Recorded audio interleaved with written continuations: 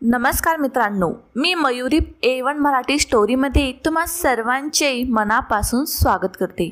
माझं नाव शालू, मी 21 वर्षाची आहे। मी आज तुम्हाला जी कथा सांगणार आहे ते माझी जीजू आणि माझी आहे। माझ्या जीजूने मला गोड गोड बोलून दिवसाचे तारे दाखवले। मी साधी भोळी होते, दिसायला एकदम सुंदर, त्यामुळे जीजूने मला सहज त्यांच्या जाळ्यामध्ये ओढून घेतलं। त्या दिवशी जीजूने मला जणू त्यांची बायको समजले। दीदी प्रेग्नेंट असल्यामुळे जीजूमध्ये 7 महिन्यापासूनचा राग होता। मी जीजूंना सांगत होते, जीजू बस करा ना, तुमचा एवढा राग मला नाही सहन होणार। माझी पहिलीच वेळ होती म्हणून जीजूने सलग रात्रभर मी पहिल्यांदा दीदीकडे राहायला आली होते। दीदीला नुकताच 7वा महिना सुरू झाला होता। दीदीला 7वा महिना लागला आहे हे ऐकून सर्वांना खूप खुशी झाली। दीदी आणि जीजू हे शहरामध्ये राहतात आणि त्यांचे बाकी घरचे सर्व गावाकडे राहतात। शहरात जीजूला एक प्रायव्हेट कंपनीमध्ये खूप चांगली नोकरी होती, त्यामुळे त्यांना गाव सोडून शहरामध्येच राहावं लागत होतं। दीदीच्या लग्नाला 2 वर्ष झाली होती। जीजू मला नेहमीच फोन लावून म्हणायचे की शालू, तुझं माझ्याकडे काही लक्षच नाही। जीजूचा इरादा मला खूप चांगला ठाऊक होता। जीजूच्या मनात माझ्याविषयी काय चालू आहे हे मला चांगलं ठाऊक होतं। ताईने आईला फोन करून सांगितले की मला घरातील काम करणं आणि त्यांना सकाळी लवकर उठून ऑफिसला पाठवणे मला कसलंच काम होत नाही। शालूला माझ्याकडे 2-3 महिन्यासाठी पाठवून दे। या गोष्टी माझ्या कानावर पडतात। माझ्या मनामध्ये एक प्रकारची धाकधूक सुरू झाली होती, कारण मला माहिती होतं मला आता गेल्यावर जीजू काही सोडणारच नाही। मम्मी फोनवर ताईला म्हणाली, अगं आधी का नाही सांगितलं? शालू घरीच असते, तिला पाठवते तुझ्याकडे। 2-3 महिने तुझी काळजी घेईल आणि घरकामही करेल। दीदीला ही मम्मीने बोललेली गोष्ट पटली। फोन ठेवल्यावर मी मम्मीला स्पष्टपणे सांगितलं की मम्मी ताईकडे जाणार नाही। जीजू मला फोनवरती अगोदरच छेडत असतात आणि मला त्यांचा स्वभाव अजिबात चांगला वाटत नाही। एक दिवस गेला आणि ताईने मला फोन केला। दीदीने मला फोनवर शेवटी बोलूनच पटवलंच आणि म्हणाली, तुझे जीजू तुला घ्यायला उद्या येतील, तू तयार राहा। आणि नंतर मला जीजूने संध्याकाळी फोन केला। त्याने हसत हसत विचारलं, शालू खरंच तू यायला तयार झाली आहे ना? मी जीजूला सांगितलं, हो, मला दीदीने सकाळी फोन केला होता, त्यामुळे यायला तयार झाली आहे। त्यावर जीजूने म्हटलं, अरे वा, ही तर खूप आनंदाची गोष्ट आहे। उद्या तयार राहा, मी तुला न्यायला येतो। तेव्हा मी त्यांना विनंती केली, जीजू उद्या नको ना प्लीज, परवा येईल। जीजू म्हणाले, शालू का परवा? मी आजच संध्याकाळी तुझ्याकडे निघणार होतो, पण तुझ्या दीदीने मला थांबवलं। आता मी काही ऐकणार नाही, उद्या तयार राहा। शेवटी मी त्यांना विनंती केली, प्लीज जीजू माझ्यासाठी समजून घ्या ना। उद्या आमच्या कॉलेजमध्ये फंक्शन आहे, त्यामुळे फक्त उद्याचा दिवस कॉलेजला जाणार, तुम्ही परवा या, आपण परवा जाऊ, मी जीजूंना सांगितलं। शेवटी ते शांत झाले आणि म्हणाले, ठीक आहे, फंक्शन एन्जॉय कर, पण परवा मात्र तयार राहा। मग कुठलाही बहाणा चालणार नाही। सकाळी उठताच मम्मीने तयारी सुरू केली होती। मी सांगितलं, जीजू आज येणार नाहीत, त्यांना ऑफिसमध्ये काही काम आहे। मम्मीने सुरुवातीला मी सांगितलेलं खोटं वाटलं, पण जीजूला फोन करून विचारल्यावर जीजूंनी माझ्या सांगण्यावरून बहाणा करत सांगितलं की मी आज येऊ शकत नाही। मी मम्मीला फंक्शनबद्दल काही सांगितलं असतं तर ती नक्कीच मला कॉलेजला जाऊ दिलं नसतं, म्हणून मी आधीच हा सगळा प्लॅन केला होता। कॉलेजमध्ये फंक्शन असल्यामुळे मी संध्याकाळी उशिरा घरी आले, त्यामुळे मम्मीने मला चांगलं सुनावलं। दुसऱ्या दिवशी दुपारपर्यंत जीजू मला न्यायला आले। जीजू येणार असल्यामुळे मी आधीच आंघोळ करून तयार झाले। मी जीन्स आणि कुर्ता घातला होता, गळ्यात दुपट्टा टाकून तयारी केली होती। जीजू बाहेर पप्पांसोबत बसले होते। मी त्यांना आधी चहा दिला आणि थोड्या वेळ गप्पा मारल्यावर ते घरात आले। घरात आल्यावर त्यांनी मला भेटलं आणि नेहमीप्रमाणे त्यांनी हातात हात दिला. घरात मम्मी होती. त्यांना माहिती होतं की जिजू पहिल्या दिवसापासूनच माझ्याशी मजाक करतात, त्यामुळे त्या अशा गोष्टींकडे फारसं लक्ष देत नव्हते. जिजू मला पाहून म्हणाले, शालू, तू तर खूप बारीक झाली आहेस, पण काही हरकत नाही. आता माझ्यासोबत आल्यावर तुझ्या दीदीसारखी गोड आणि गोलू गोलू होशील. जिजूंचं बोलणं ऐकून मला हसू आलं, कारण मला माहिती होतं की जिजू कोणत्या गोष्टीबद्दल बोलतात. मग मीही त्यांना घाबरण्यासाठी मम्मीला आवाज दिला.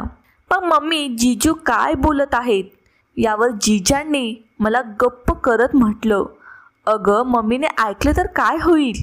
शालू, तू काही बदलणार नाहीस. यानंतर आम्ही लवकरच निघालो, कारण दीदी घरी एकटीच होती. जाताना मम्मीने मला सांगितलं, शालू, तुझ्या जिजूंना त्रास देऊ नकोस आणि तुझ्या दीदीची व्यवस्थित काळजी घे. जिजू मला न्यायला कार घेऊन आले होते, त्यामुळे मी गाडीच्या मागच्या सीटवर बसले आणि आम्ही निघालो. गाव सोडल्यानंतर जिजूंनी गाडी थांबवली आणि म्हणाले, शालू, तू पुढे ये. मी त्यांना नको म्हणाले. नाही जिजू, मी इथेच ठीक आहे. त्यावर ते जिजू हसत म्हणाले, अगं काय ठीक आहे? सालीसाहेबा, माझाही विचार कर. कित्येक दिवसांनी तुला पाहतोय. तू पुढे बसलीस तर माझाही टाइमपास होईल. यावर मी त्यांना थोडंसं ओरडत म्हणाले, तुम्हाला काय म्हणायचंय मला माहिती आहे.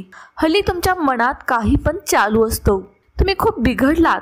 मी घरी गेल्यावर दीदीला तुमची तक्रार करणार आहे. शेवटी जिजू ऐकतच नव्हते, म्हणून मी पुढच्या सीटवर बसले. गाडी चालवताना जिजू वारंवार माझ्याकडे पाहत होते. मला माहिती होतं की त्यांनी मला पुढे बोलवण्याचं कारण काय होतं.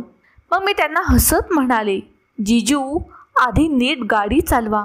तुम्हाला घरातही पाहायला मिळणार आहे. माझं बोलणं ऐकून जिजू हसले आणि म्हणाले, नाही शालू, तसं नाही. खरं सांगू तर तू दीदीपेक्षा खूप सुंदर दिसतेस. मी लगेच त्यांना उत्तर दिलं, जिजू बस ना. तुम्ही तर खोट्या स्तुती करून साली साहेबाबरोबर काही सेटिंग करायचं ठरवले का? असे विचार तुमच्या मनातून काढून टाका, कारण मी तुम्हाला चांगलं ओळखते. बाहेरून जितके भोळे दिसताना तितकेच आतून खोडकर आहात. माझं बोलणं ऐकून जिजू जोरजोरात हसू लागले आणि म्हणाले, बरं बाबा, ठीक आहे. तू तुझ्या दीदीपेक्षा जास्त नखरेवाली दिसतेस. खरं सांगायचं तर मला जिजूचे हे गमतीशीर बोलणं खूप आवडत होतं. तसं पाहिलं तर जिजू दिसायला खूप स्मार्ट होते. त्यांचं वय साधारण 27 वर्ष होते, त्यामुळे ते खूप मोठी दिसत नव्हते. अशा प्रकारच्या गप्पा मारत असताना रस्ता कसा गेला हे आम्हाला कळलंच नाही. आणि शहरात येताच मी जिजूला आधीच सांगितलं होतं, जिजू जर गोलगप्पे खाऊ घालत नाहीत तर पहा, तुमच्या सगळ्या गोष्टी दीदीला सांगितल्याशिवाय राहणारच नाही. तर जिजू हसत म्हणाले, अरे मी कधी नाही म्हटलो. आणि नंतर मी आणि जिजू गोलगप्पे खाल्ले, कारण मला गोलगप्पे खूप आवडतात आणि तेव्हा कधी बाजारात जाते ना तेव्हा नक्कीच खाते. त्यानंतर शहरातून घराकडे जात असताना जिजूने दीदीसाठी फळे देखील घेतली. घरी पोहोचल्यावर दीदी अंगणात फिरत होती. मला पाहून ती खुश झाली आणि मला घट्ट मिठी मारली. जिजूला तिने बाहेरच जरा फटकारलं आणि म्हणाली, दुपारी जाऊन संध्याकाळ होत आली. तेव्हा जिजू हसून म्हणाले, किती दिवसांनी सासरी गेलो होतो म्हणून थोडी मौज मज्जा केली. त्यानंतर मी दीदीला फळे कापून दिली आणि जिजूने आंघोळ केल्यावर मी पण ताजीतवानी होऊन बाहेर आले, कारण दिवसभर प्रवास करत असल्यामुळे आम्ही दोघे खूप थकलो होतो. त्यानंतर वेळ खूप झाला होता, म्हणून मी सर्वांसाठी जेवण तयार करायला स्वयंपाकघरात गेले. स्वयंपाकघरात गेल्यावर सगळं सामान इथे तिथे पसरलेलं होतं आणि दीदीने घरही साफ केलं नव्हतं, कारण गेल्या 1 महिन्यापासून जिजू घर सांभाळत होते. त्यावर मी पटकन रोट्या आणि आलू गोबीची भाजी तयार केली आणि दीदीच्या खोलीत जेवण नेले. दीदीला जेवण देऊन तिच्या जवळ बसले. त्यावर दीदी म्हणाली, तुझ्या जिजूला सांगितलं असतं तर ते जेवण घेऊन आले असते ना. दीदी म्हणाली, जेवण थंड झालं तर मग गरम करावं लागेल ना. त्यावर मी उठून जिजूला बोलवायला गेले. जिजू छतावर कुणाशी तरी बोलत होते. कदाचित त्यांच्या ऑफिसचा कॉल होता. माझ्या गेलेल्या 5 मिनिटांनी जिजूने फोन ठेवला आणि माझ्याकडे पाहून म्हणाले, काय झालं शालू, दीदीला परत चक्कर तर नाही आली ना? त्यावर मी जिजूला सांगितलं, नाही जिजू, दीदीची काळजी सोडा, तुम्ही जेवण थंड होईल. जिजू म्हणाले, आधी तुम्ही निशाला जेवायला दे, तिच्या औषधांचा टाईम झाला आहे, नंतर आपण जेवण करू. मी जिजूला सांगितले. दीदीने तर आधीच खाल्लं, पण जिजू येण्याचा टाळत होते, तर मी त्यांचा हात पकडून त्यांना स्वयंपाकघरात घेऊन गेले. मला जिद्द करून त्यांच्यासोबत जेवायला बसवले. त्यानंतर जेवणाचा पहिला तुकडा त्यांनी माझ्या तोंडात घातला आणि दुसरा तुकडा देखील मला खायला दिला. मी जिजूला सांगितले, बस जिजू, आता शांतपणे खा, जेवण थंड होईल. हे ऐकून जिजू हसले आणि म्हणाले, सांगू का शालू, खरंच तू खूप छान दिसतेस आणि गोड सुद्धा. जेवण झाल्यानंतर मी दीदीला दूध गरम करून दिलं आणि जिजूने तिला औषधे दिली. त्यानंतर आम्ही थोड्या वेळासाठी दीदीच्या खोलीत बसून गप्पा मारू लागलो. गप्पा करत मी कधी झोपले कळालंच नाही आणि सकाळी जिजूचा आवाज आल्यावर उठले. दीदी बाजूला झोपली होती आणि जिजूने आमच्यासाठी चहा केला. उठल्यावर मी जिजूला म्हणाले, जिजू, तुम्ही मला लवकर का उठवलं नाही? कधी माझी उशिरा उठण्याची सवय जाईल. जिजू हसत म्हणाले, तुम्हाला उठवायचं काम मी घेतलं आहे का? त्यानंतर मी दीदीला जागं केलं आणि चहा प्यायल्यानंतर जिजूने अंघोळ करून ऑफिससाठी तयारी केली. त्यावेळी दीदीने मला सांगितलं, लवकर त्यांच्यासाठी जेवण तयार कर, नाहीतर नेहमीसारखं त्यांना बाहेरूनच खायला घ्यावं लागेल. त्यामुळे मी लवकर जिजूसाठी जेवण तयार केलं. त्यानंतर जिजू स्वयंपाकघरात आले आणि म्हणाले, शालू, तुझ्या दीदीचं लक्ष घे आणि संध्याकाळी वेळेवर तिचं जेवण औषध द्यायलाच विसरू नकोस, कारण आज मी थोडा उशिरा घरी येणार आहे. जिजूचं असं ऐकून मी उत्तर दिलं. मी विचारले, काय जिजू, काही झालं का? आज कोणाच्या सोबत डेटला जाणार आहात का? जिजू हसत म्हणाले, अरे नाही शालू, असं काही नाही. एक नवीन मॅनेजर आलाय आणि त्याने आज संध्याकाळी पार्टी ठेवली आहे आणि मी तुझ्या दीदीची परवानगी देखील घेतली आहे. त्यावर मी म्हटलं, जिजू, मग तुम्ही छान एन्जॉय करा आणि दीदीची काळजी नका करू, असं जिजू म्हणाले होते. तसेच ते खूप उशिरा आले. मी दीदीला जेवण दिलं, औषधं दिली आणि त्यांचं लक्ष ठेवलं. त्यामुळे दीदीला झोप लागली. त्यानंतर मी जिजूच्या येण्याची वाट पाहत बसले आणि टाइमपास म्हणून दीदीची साडी घातली, कारण मला साडी घालायला खूप आवडते. दीदीची लाल साडी मला खूप छान बसली होती आणि मी त्या साडीत खूप सुंदर दिसत होते. इतक्यात दरवाजाची घंटी वाजली आणि मी समजले की जिजू आले. मी लवकर दरवाजा उघडला. दरवाजा उघडताच जिजू नशेत होते. त्यांना मला साडी घालून पाहताच, शालू, तू अजून झोपली नाहीस का, असं म्हणत माझ्या खांद्यावर हात ठेवून मला आधार दिला. मी काहीच बोलले नाही आणि त्यांनी हळूहळू त्यांच्या खोलीत घेऊन गेले. खोलीत नेऊन मला त्यांनी बेडवर बसवले आणि म्हणाले, जिजू, तुम्ही थोडं थांबा, मी तुमच्यासाठी जेवण आणते. माझं असं बोलणं ऐकूनही जिजू थांबले नाहीत. प्लीज, आत मना नको करू. मला समजलं की जिजू मला साडीमध्ये निशा दीदी समजत होते. त्यामुळे मी मागे वळून त्यांना सांगितलं, जिजू, तुम्ही चुकीचं समजलात. मी निशा नाही, शालू आहे. दीदी तर आपल्याच खोलीत झोपली आहे. पण नशेत असलेलं जिजू माझं काही ऐकलेच नाहीत आणि मागील 3-4 महिन्यातील सगळ्या गोष्टीचा राग माझ्यावर काढत होते.